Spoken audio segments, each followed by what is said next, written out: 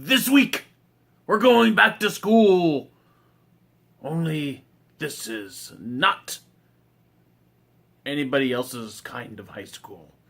This is a school for assassins. And also this week, first time ever on this channel, talking about a graphic novel. What's going on, Deadly Class?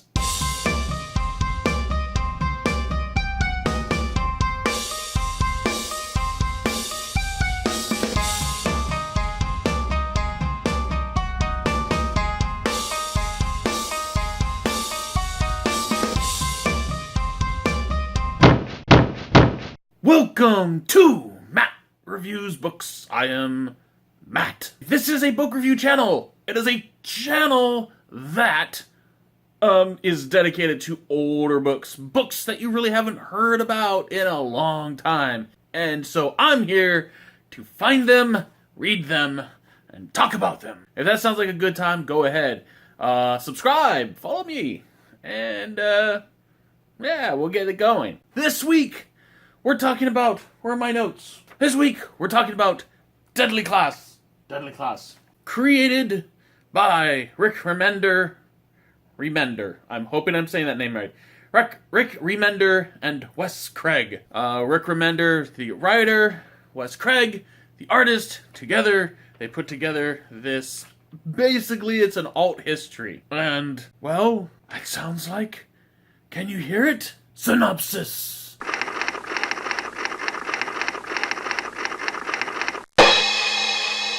Deadly Class. As I understand it, talking to my local comic and game store, this is actually part of a series of books, a short series. And this is the first installment. It's Deadly Class. It's 1987. This young man, teenager, is recruited off the streets. He is homeless to join this secret academy, this high school for assassins.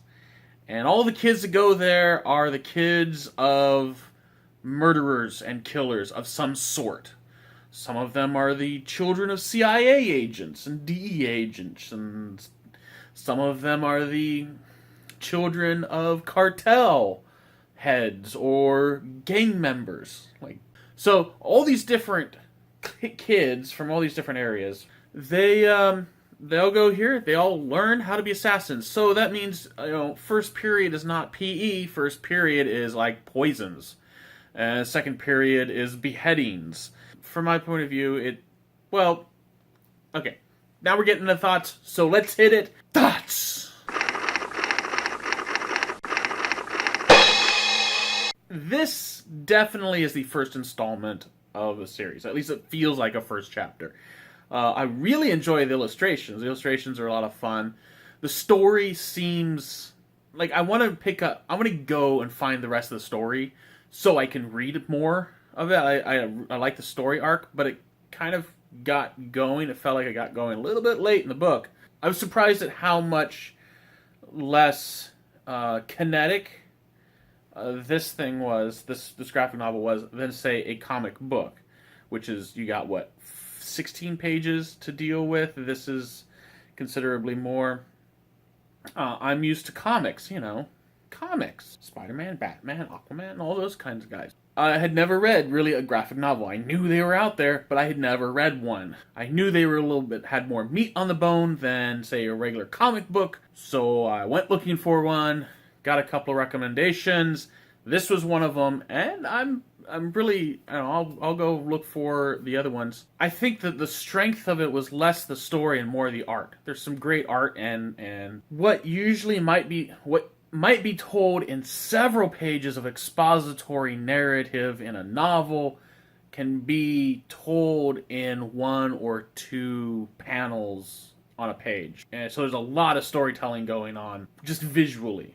It's not like I'm really in love with it, but at the same time, it was a good entree into graphic novels. By the way, don't go anywhere.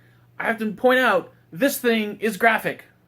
Oh yeah, graphic novel does not just mean it's being illustrated. This thing is graphic. This is not your G-rated X-Men.